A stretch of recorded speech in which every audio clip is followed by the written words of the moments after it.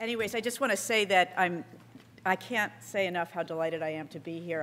I do remember, Perry, when this was a gleam in your eye, you know, and I am just in awe of the work that's been done these past 10 years in bringing together a community that's truly has been in need for understanding, compassion, and effective ways out of their health. So we're all part of that today, so I'm really, really glad to be here.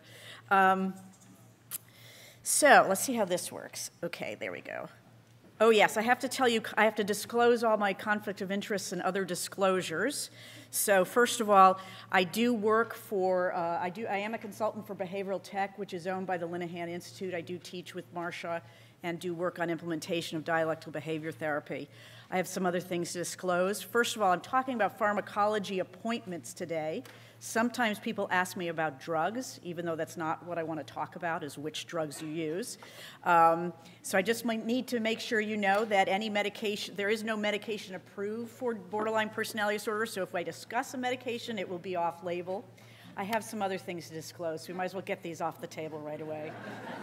I am 53, and if you don't know about the concept of a sacrifice cake, you should talk to my teenage boys. Apparently, when you're this old and you put all the candles on the cake is unedible. So you have to have a second cake. And then last month, I bought a cigar for my 15-year-old. He's right there, and he was being taught how to smoke cigars by a friend of mine, and he did throw up. So. Couple other things. I have a 13-year-old who I apparently annoy, as you can see. And although I was Minnesota Psychiatrist of the Year, what I really wish is that I could be the Dairy Queen, Princess Kay of the Milky Way at the State Fair, because she gets her face done in a butter bust every year. And honest to God, if you go to the State Fair in Minnesota, you can't believe it. You can watch the sculptures carving the butter busts of Princess Kay and her maidens of honor in a refrigerated room that's all glassed, so you can walk around and watch them. So, I don't know, maybe someday. Okay, it's good to get that off my chest. You know, so there was three things that we were going to talk about today, kind of just to remind you of what the objectives were. I was trying to figure out how to describe the therapeutic tools that I use within the midst of delivering psychopharmacotherapy. In other words, I'm prescribing medications, but what I'm doing in it is how I go about it with the patient, and how do I pull out functional behavior and, at the end of it, a better relationship between me and the patient and a more likely chance that what we're doing is going to help. So I thought I'd go about it by framing pharmacotherapy in what we call the functions of treatment in DBT, and then talk a little bit about how I organize the session. In all behavior therapies, we use target hierarchies. And finally, to try to weave in a little bit about the principles of the treatment that are used between me and the patient. You know, it's a 524-page treatment manual, and I have less than an hour, so it was a little bit of a challenge. I know some of you are DBT practitioners, some of you are not. So I'll do my best to convey the sense of what I do in these appointments with my patient. The other comment I want to make is to refer back to what Dr. Sledge said. I have to tell you, the only reason I do DBT was very practical. I've been in public health my entire life. My whole career has been devoted to public health. In 1994, the state of Minnesota, Department of Human Services, hired me to figure out how to help them with all these individuals with borderline personality disorder who were getting committed against their will into state institutions. And I said, I like a challenge, and this is a group of individuals that I was interested in. And so in '94, I did, as a public health physician, I did what I thought a public health physician should do, is find out, is there any data of anything that works? And in 1994, the only randomized controlled trial of a treatment that seemed to be effective was dialectical behavior therapy. I didn't know what the word dialectical meant, I'm afraid to say. I'm sure everybody at Yale knew what it meant. I trained in Oklahoma, what could I say? You know, I had been trained by analysts and had 5 years of psychoanalytic supervision. So I didn't know anything about behavior therapy, but what I knew was this article said that this worked, and I was in public health. So do you see how I ended up there? I think the spirit I want to say is how thrilling it is to me that individuals and families have choices of things that if something doesn't work, you can try a different approach, and that clinicians do. Because it turns out clinicians do treatments effectively when they like the treatment they're doing. So more power to us. I mean, I really mean that. One last thing about what I want to say here is that not only am I thrilled to be here, but one of my patients donated his diary card for y'all today, and it's in the extra handouts.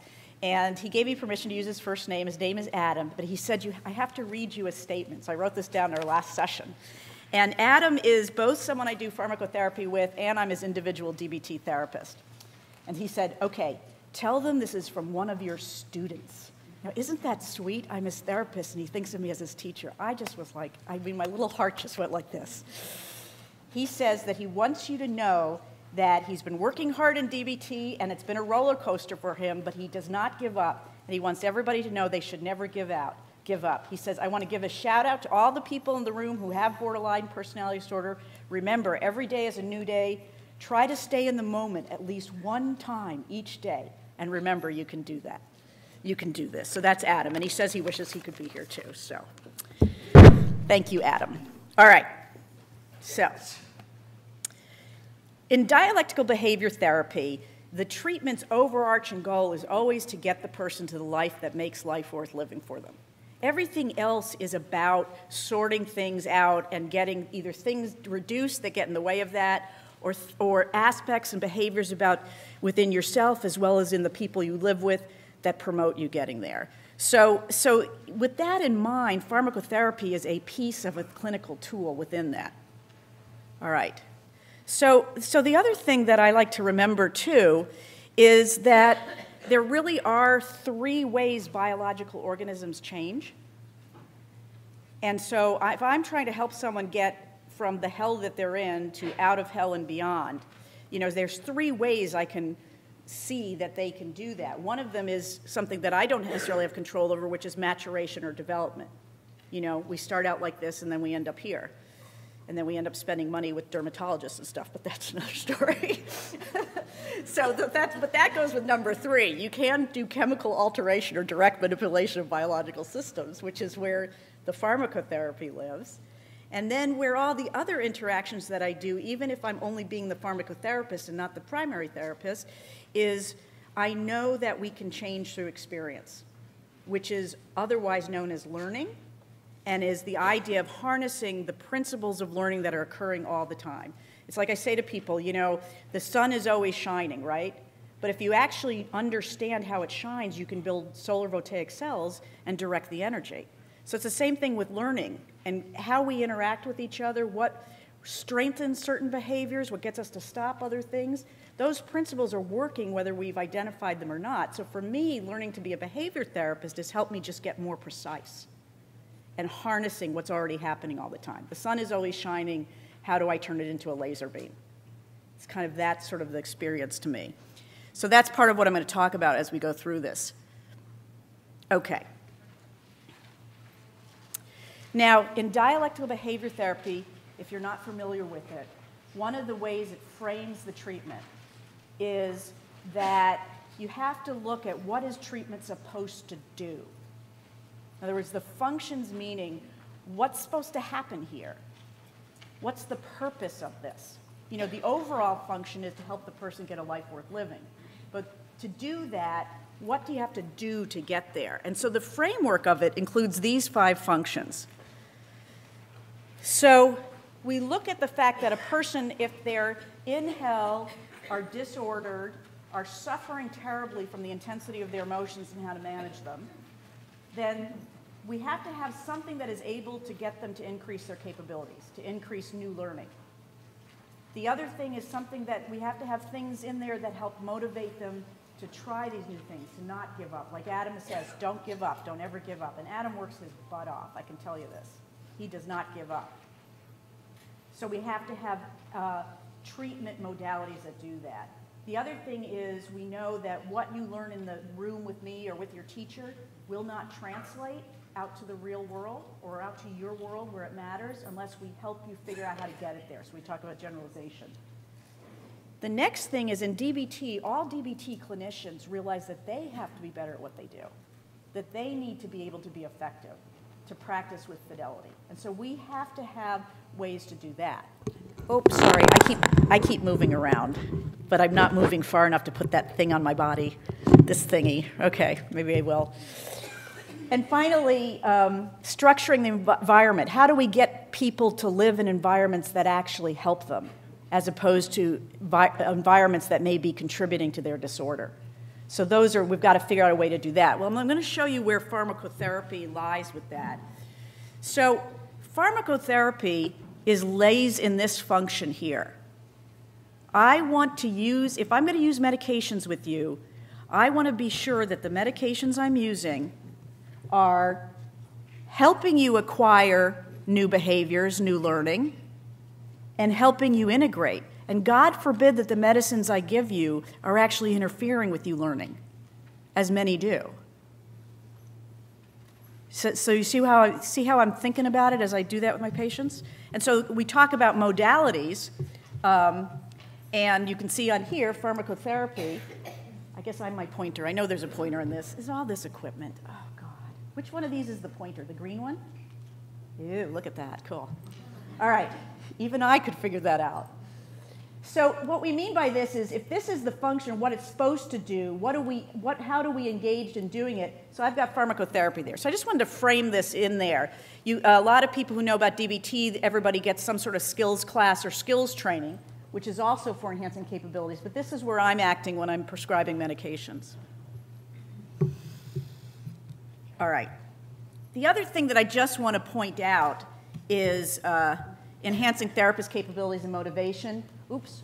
Uh-oh, what did that do? Oh, cool. All right, here's this right here.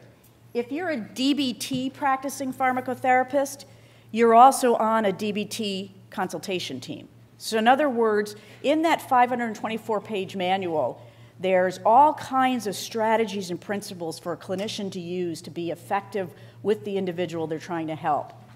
And so even if I'm in a 30-minute medication meeting, I'm still bringing all of those to bear. And to be good at doing that, I depend on getting consultation from team members to make me that much better. So those are the ways that you're going to see a pharmacotherapist like me practicing on a DBT team. Okay.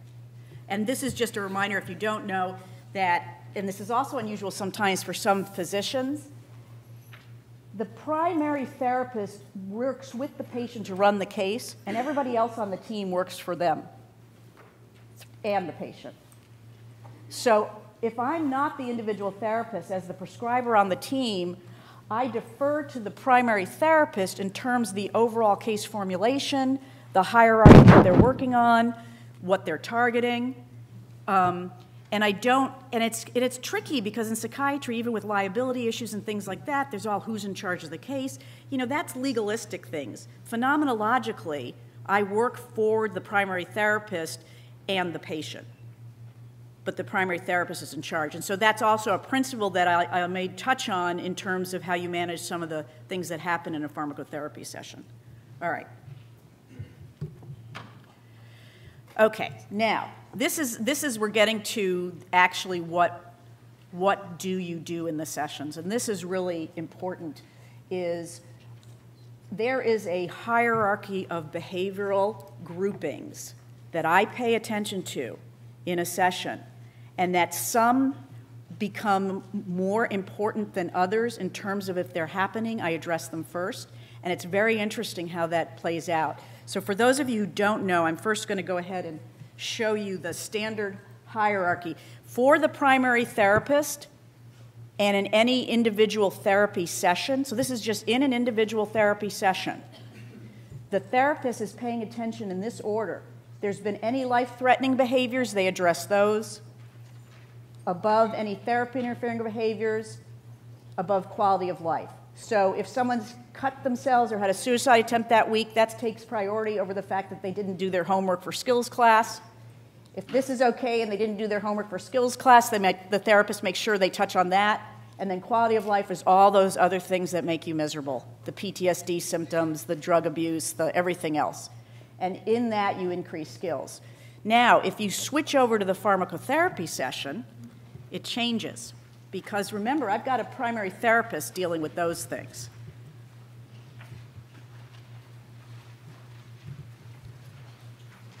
So what happens in the office with me is slightly different.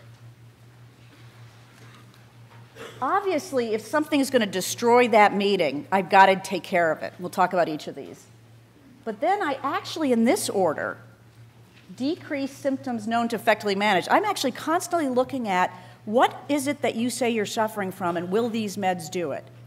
And then the next thing is I'm looking at health-related things, and then the last thing is actually pharmacotherapy interfering, which some people could be counterintuitive in the sense that you think, well, if they're not taking their meds, it's the first thing you're all over. Well, I have to tell you, this really works. You almost never have this by the time you're done doing these. And I just have to say, Charlie Swenson's here, and Charlie is really the person that I spend a lot of time talking to and learning these targets, so I just want to make sure everybody knows that. Being one of the other psychiatrists who practice this, you know, you've spent a lot of time thinking about this, and as has Marsha, and I'll have to say, it's fascinating to me how little work I do on this because of how I'm doing that. So that's an important piece of this. Let me go over each one of these. All right. Here's what I want to say about targeting.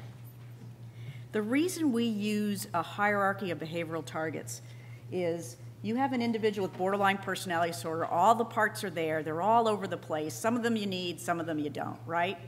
How are you going to frickin' organize this so that they can drive a car out of hell? Okay, this is the hell, right? And you got to make a car and get out.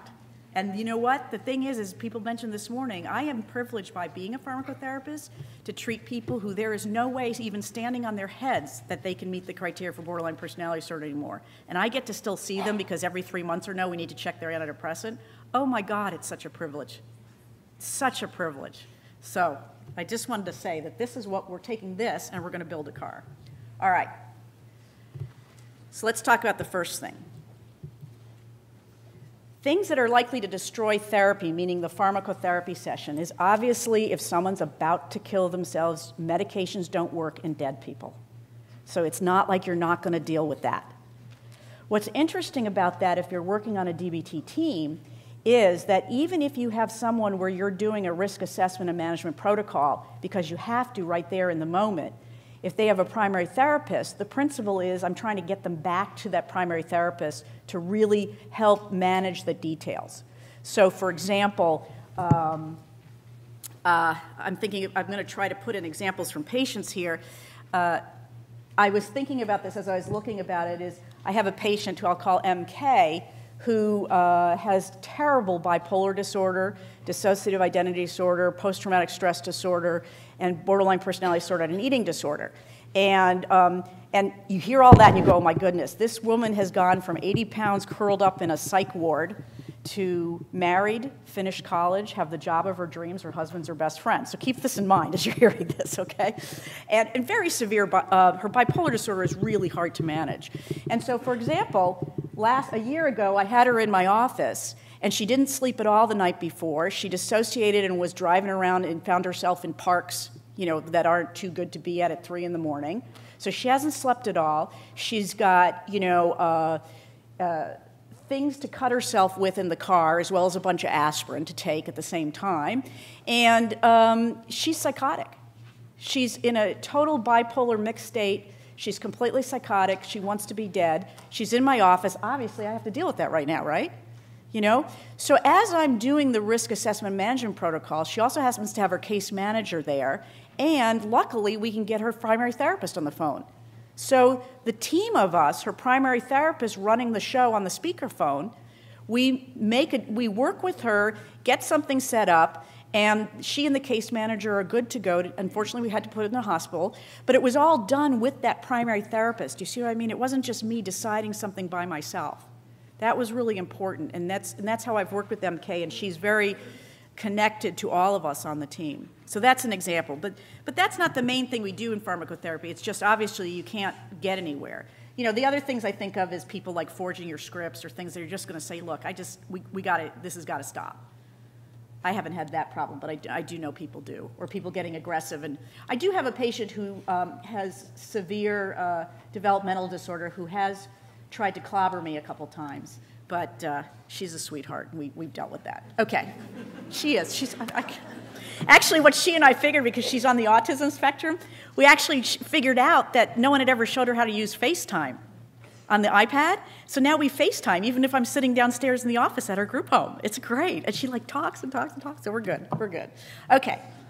So here's where the first step really starts, is decreasing the specific symptoms known to be affected by medicines. And this is where precision becomes important, and really actually breaking down. If someone says they're depressed, I actually want to know what that means and where it fits. And so a couple ways that I do that really help me are first starting with this, as Nicole went over. Was it Emily? Who was Nicole this morning, right? Have I already forgotten? Emily. Thank you, Emily. I knew it was Emily. Okay. Emily was going over the DSM criteria for borderline personality disorder. And one of the ways we look at it in dialectical behavior therapy is categories of dysregulation. So that if you have a pervasive dysfunction of emotion regulation, you're going to have interpersonal problems, you're not going to know who you are, and your behaviors, behaviors usually occur either because you're dysregulated or you're attempting to regulate, and sometimes you can't think straight. Oh my God, that's true of any of us, even if we don't have borderline personality disorder or our emotions are aroused. That's just the way the brain works. So my patients and I will actually go through all these categories and figure out what are we exactly targeting here, and whether there's a med that helps it, that could help it, or whether there's things that maybe have been prescribed to them that are interfering. Does that make sense? So, for example, if we look at this, recently MK was in for a pharmacotherapy session just this past Monday. And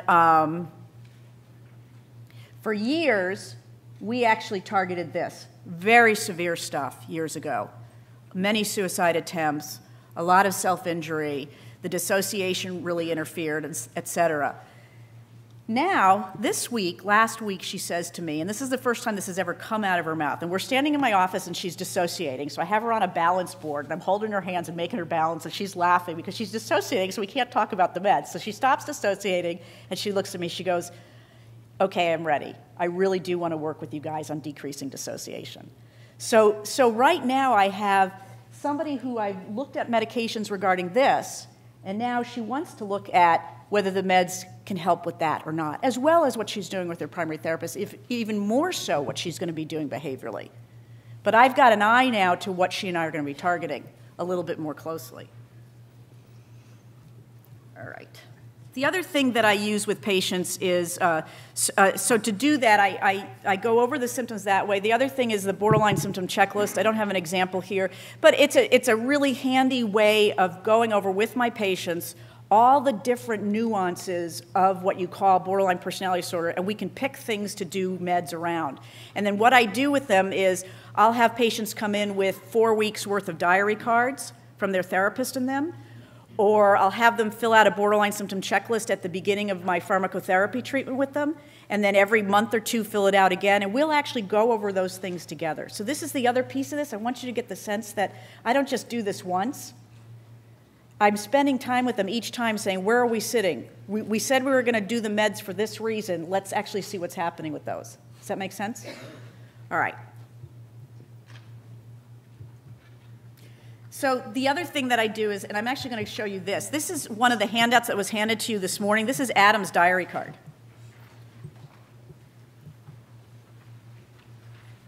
And so, again, he was happy to use this. I actually both do his pharmacotherapy and I'm his individual DBT therapist, but I wanted to make some points about what we do with this in terms of the pharmacotherapy. So, for example, when it comes to disorders of cognitive dysregulation, Adam also has a head injury, and he has difficulty processing information, so that's something that we're always working on, as well as the fact that his cognitive dysregulation can be intense. Once he gets, the horse gets out of the barn, he starts to believe that everyone, including me, are spying on him, that we're actually taping him. He also has some terrible PTSD that involve videos. So he starts to get into this almost flashback that maybe we're doing what his perpetrator did. And he gets completely down the chute. I call it luge mind. Now, you guys aren't from Minnesota. Do you know what luge is? Do you know?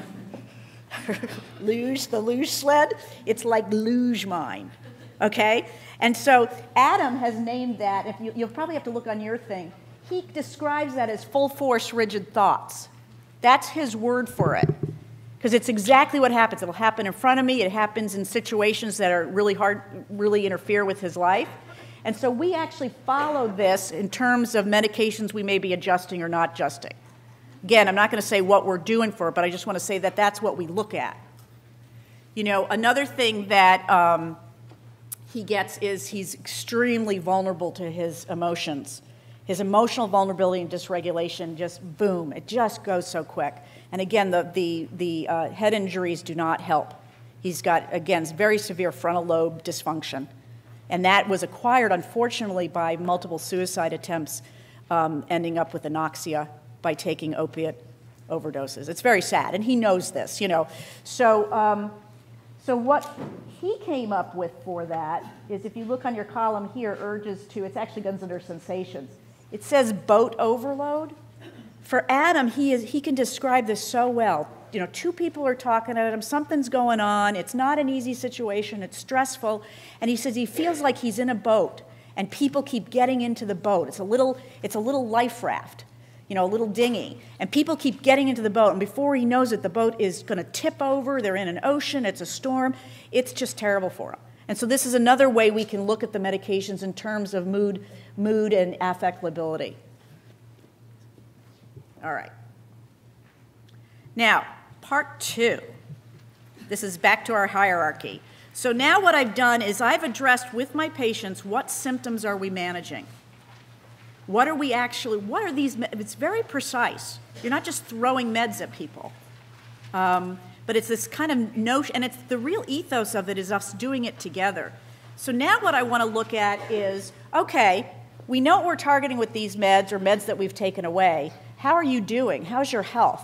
In DBT, we talk about please skills. These are the skills that are related to self-management of health-related behaviors and of reducing your vulnerability to being in a state of emotion arousal without being able to control it. Getting plenty of sleep, taking care of your physical illnesses. Unfortunately for my patients, I am really in a tertiary care sort of outer Mongolia role because I work for DHS.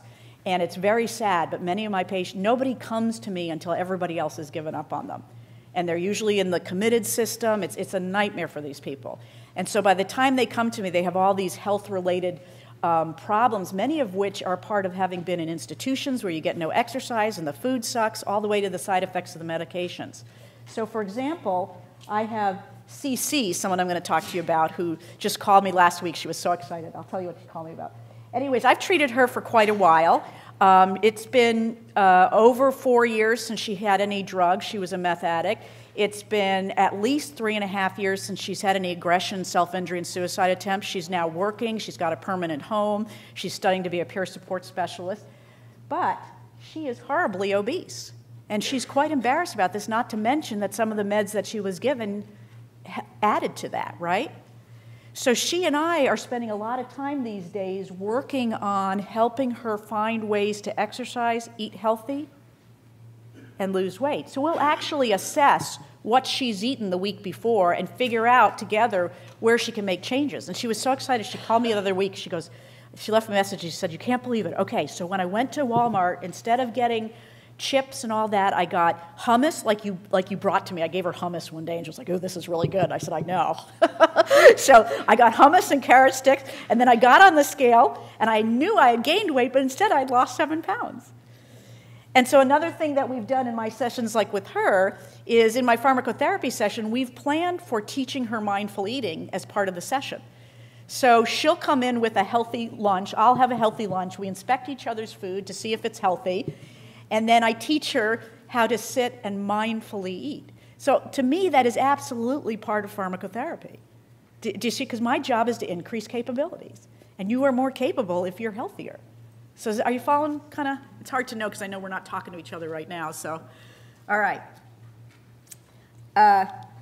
this, you know, Cece is another example. She has terrible obstructive sleep apnea. So early on, I was ruthless in getting her to a sleep study, ruthless in her getting a CPAP machine, and then she and I, in the group home she's in, worked on, we did behavioral analysis of every time she didn't use that frickin' CPAP machine until we figured out what to do, including getting her back to the respiratory therapist for a better way of sticking it on her face.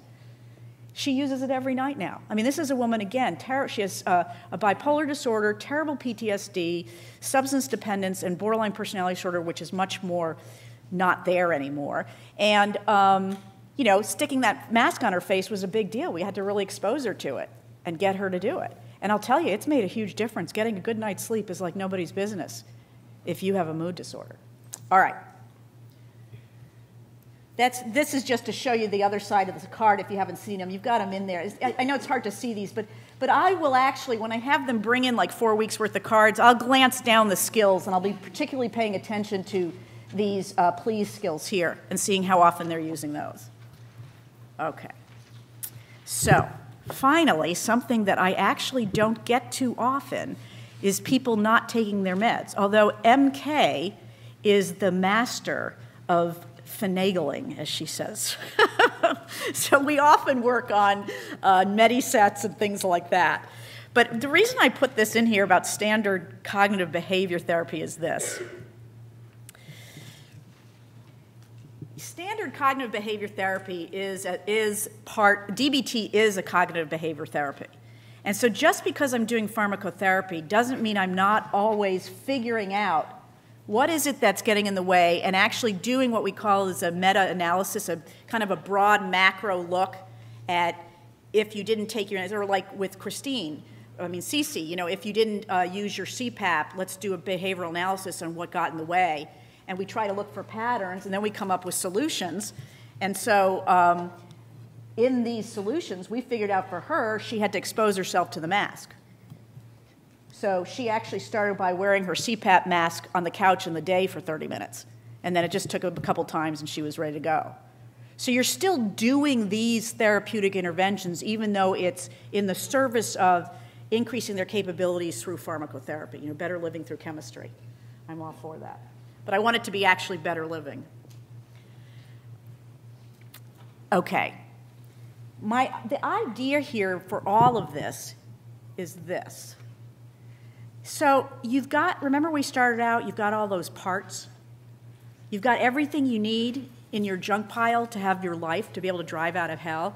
And you have things you don't need yet, but you can't figure out whether you have them or not unless you dig through that pile. And then some of those parts you need and some of them you don't. I mean, the idea here for me is to build this little go-kart, which I love. Drive the person out of hell. That's what I'm doing with them. And that's what the two of us together want to do. And by the way, YouTube says this only costs $15 to make. But I mean, it really is. All of this, all of the energy that my patients and I do are get you the hell out of hell, and not just get you out of hell, but start to develop this beautiful life. You know, it's like these patients that I see that no longer have borderline personality disorder. I mean, honest to God, sometimes I feel like I'm with these advanced spiritual people. I've got a couple that, like one of them just the other day, Chris, who's also she's an advanced cardiac life support nurse. She's brilliant. 40 years, literally, of devastating depression, interacting with the borderline personality disorder. She's been, like, amazing the last 5 years. And so what we're working on now is sex, because her life would be better if she had a partner and could have good sex. I mean, come on, ladies. All right, let's be real here, right? So, no, but it's true. I mean, this is a health-related thing, and I couldn't believe it. So we've been trying to figure out, because she has, on the spectrum of libido, she has a low libido. So I sent her out to watch sort of racy movies that didn't do her any good. So I said, well, let's talk. She has a lot of endocrine problems. I said, well, go talk to your primary care, because maybe it's these endocrine things. Do you know what her primary care doctor said to her? I mean, I shouldn't slam other doctors. And she's so forgiving. She said, you know, I think she was just not in a good mood that day. She said, you're 61. What do you expect? No. And Chris is so good. She said, you know, she's been like this before, really invalidating, and I totally get it, because sometimes she's busy and she just doesn't think. But Chris is driving out of hell, and she's got an appointment with a friend of mine who's a human sexuality expert to help us figure this out, because we're going to get her not only out of hell, but really having the good life. She's going to be on that go-kart. Maybe she's going to be on a Harley. Okay. So let me finish up with trying to tell you about the 524 pages in the treatment manual. And again, some of you are DBT practitioners, or you get treated this way. You know, in all of my sessions, I am weaving these three principles that uphold the strategies and principles of DBT. Is I want to be able to be in a place of complete acceptance of where you are right now. I also, though, realize that where you are is hell, and you've got to get out of it. So I've got to have techniques to help you change. And when we're butting heads, I have to step back into what we call a dialectical worldview and step back into this idea that when we're polarized, and I'm like this, that there's truth in what I'm saying and there's truth in what you're saying, and how do we come to a synthesis? So I'll give you an example of kind of going through some of these things. And in terms of the dialectics, for example, even Adam, the one who generously gave us his diary card, you know, he can butt heads like nobody's business. And then you add the frontal lobe tragedy onto it, it's like, oh my God. And he and I have gone back and forth on how to do this. And we've come up with all kinds of synthesis over the years. For example, according to people in Minnesota, I speak fast. Do I speak fast here too? No. Okay, well, let me tell you. I grew up in Ridgefield, Connecticut. I lived there till I was 13. Okay, so thank you. Well, I apparently speak really fast in Minnesota, and Adam's brain goes really slow. And we would have these, like, at the end of a session where I couldn't get him out the door. His brain was like he hadn't gotten anything. I mean, we were going at it. On the one hand, I had my limits of this is how much time I had. On the other, his brain wasn't processing. So we came up with an idea that is somewhat unusual for psychopharmacotherapy, but also remember, I'm his individual therapist. We actually changed from an hour-a-week session to an hour and a half. His brain goes slower. Isn't that beautiful? I mean, he's absolutely right. I only have so much time, and his brain goes slow. Well, then what the hell are we trying to force ourselves into something because that's what everyone says, 50-minute hour there, you know. And now, keep in mind that, I mean, thank God I'm in public health. I mean, this is kind of terrible. But if he had insurance and I was in a private office, some big honcho would be telling me I couldn't do it. Well, that ain't going to happen to me. I'm trying to be effective, you know? But things like metaphors also. For example, the use of the boat overload for Adam. Adam, really, the one thing we butt heads, when he and I can find a metaphor, it's just perfect. So that's the dialectical part of this. I was thinking about these two things to give you an example of, and let me watch my time. I've got about a minute. Let's see what I got for this.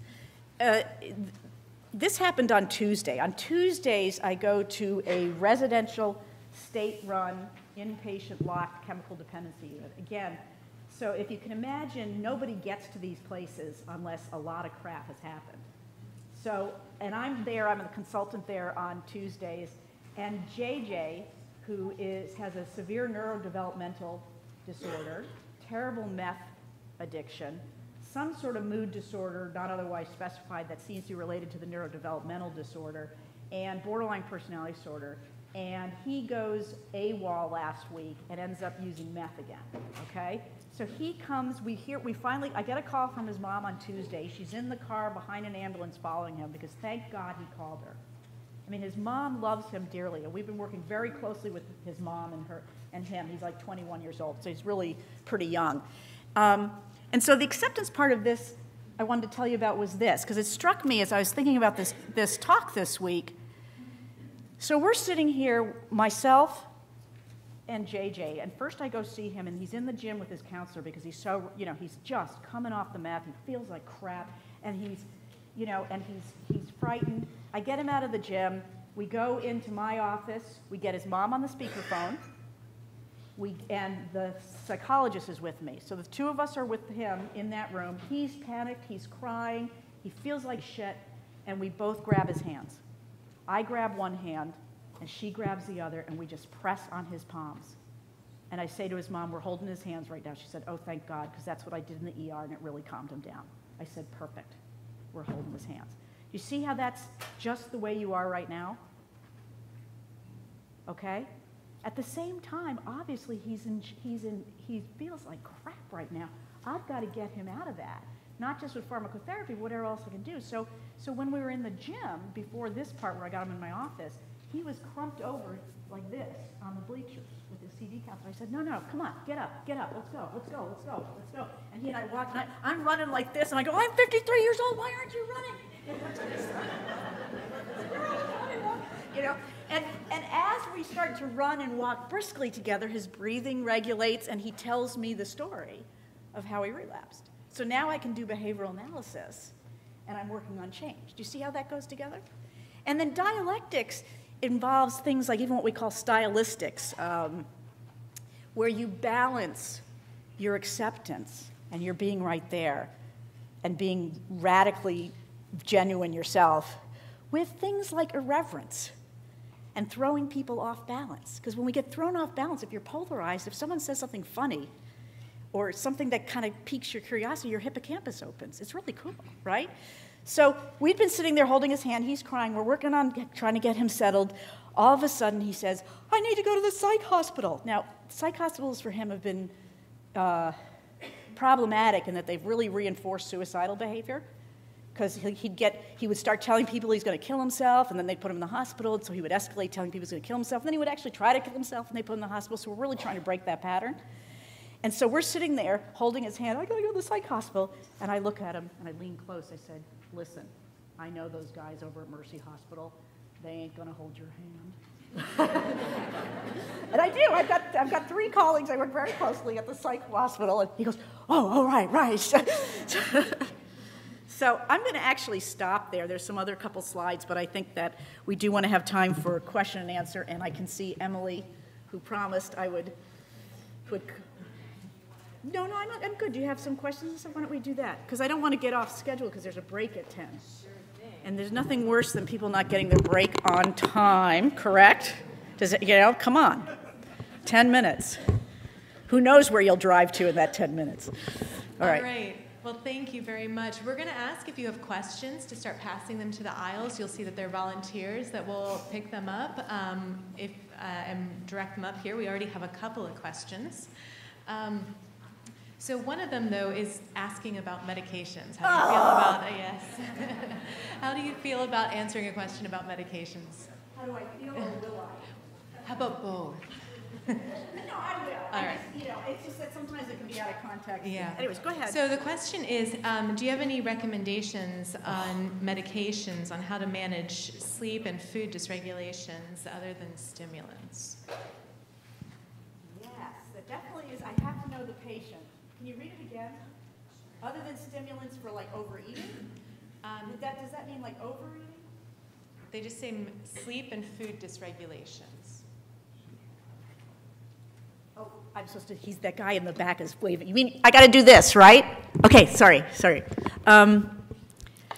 Boy, that's just so general, I'd have to know the patient. I mean, here's the issue. If I have someone with dysregulated eating or dysregulated sleep, we're doing behavioral analysis of what that is. And then I'm going to drive the medication towards what particularly for them. So I really would have to say I couldn't give a generic recommendation, but it's more what I want to get you this idea is that this idea of understanding how to do behavioral analysis will help you figure that out.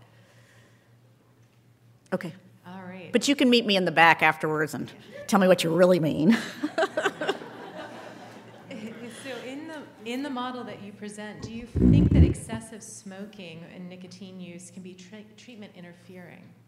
Well, treatment interfering refers to behaviors that interfere with you as the clinician delivering treatment. So it's either things that you do that bug the patient, or it's things they do that bug you. So if someone was smoking in my face in my office, it would probably bug me. That being said, it is a health-related problem. And so, for example, CC is someone who I was scared crapless. I'm trying not to swear. That's right, I'm on the East Coast, it's okay. I get in trouble for this all. I mean, Charlie, don't you have that story of when you said fuck in Minnesota, that's the only place they've told you, like, the only place you get credit at all. Yeah.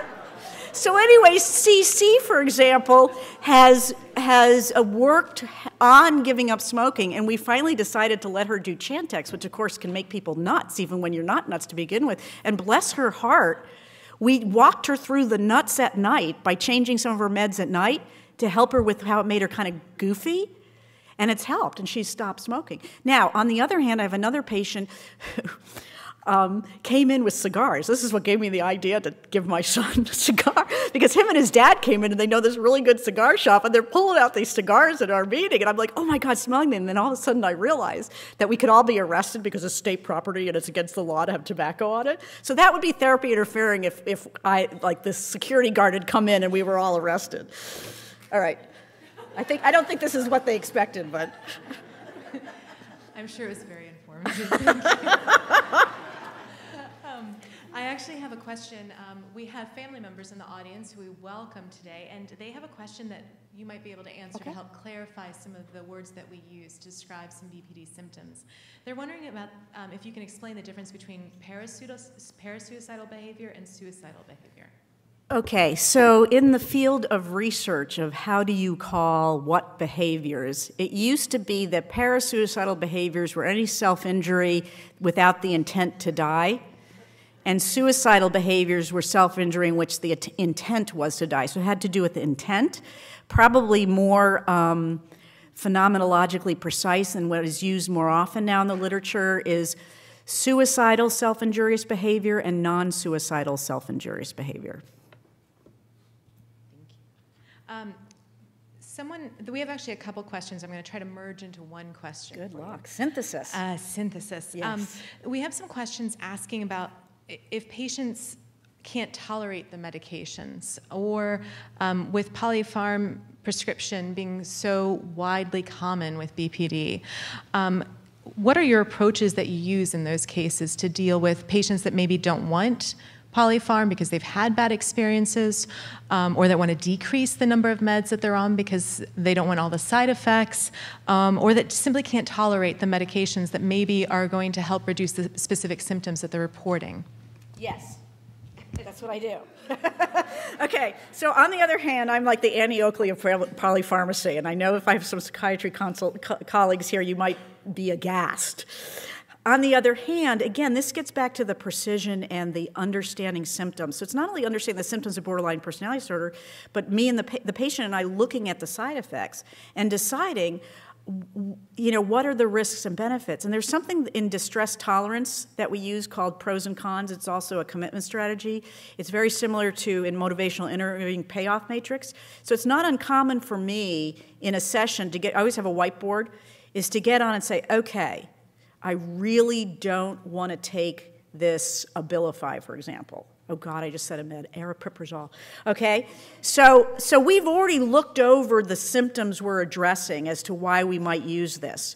So we'll write on the board, we'll put use aripiprazole, pros and cons, don't use aripiprazole, pros and cons, and we'll actually go through a matrix. It's actually a dialectical assessment of using whatever the different medications there are. So again, I'm totally in favor of helping people have the most bang for their buck with the least amount of side effects. But again, it's this precision of doing it, of how I go about it is what I'm trying to get across.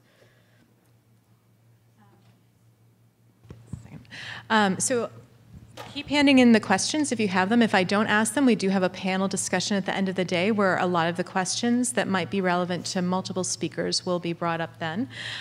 You have a question about how do you handle clients who take their medications wrong? Like maybe they take too much at a time and then they run out before they should, or the in-demand.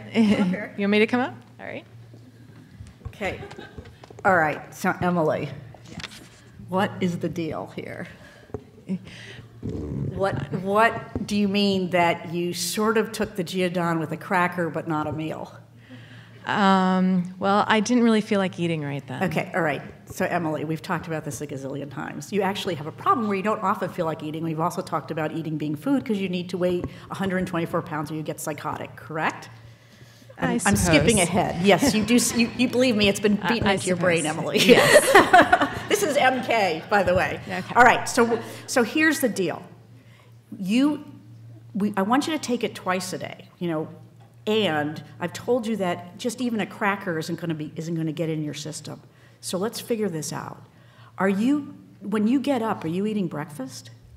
Well, if I have to take it twice a day, then that means I'm going to have to eat twice a day. I know. I realize this is a problem, but just remember, we're aiming for 124, so there's no psychosis. Okay, remember. Okay. All right. So there's something that I know, because you and Bev have been working on the eating. She said that you've been tracking eating lunch every day. You've been having like yogurt and a little salad. Yes, that's right. Yeah. Okay. So why don't you just take it during that time? I guess I could do that. Yeah, and then because at night, your husband, Jeff, and you, the one thing we all love about you having married Jeff is you have to eat dinner.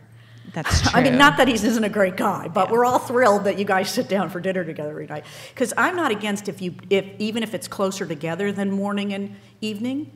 The main thing is that you're getting it with lunch, which I know you're eating, because Bev will kill you if you're not, and Jeff and you have dinner together. So what do you think about doing that? I think I might be able to do that. I'm just trying, do you see what I mean? I don't know what I would do with any of these except assess the patient and together us figure it out. Yeah. Yeah. Sounds Otherwise, good. I just slap them around and, And No, I don't. I promise. We've actually had a couple of questions about this, and we just have a minute left. We have a minute left. Yeah. So we've had a couple questions about people asking about ECT as a supplementation to the psychopharm that you're prescribing. They want ECT? They're asking, I think, if you have experience or if they can't tolerate the medications, do you recommend that? It depends on the patient. Exactly. I have patients right now on maintenance ECT, and I have patients who I coach them in every way, shape, and form to run like hell. Yeah. So it depends. That's the famous DBT answer. It depends. Exactly. So, well, thank you very much, Dr. Witterholt.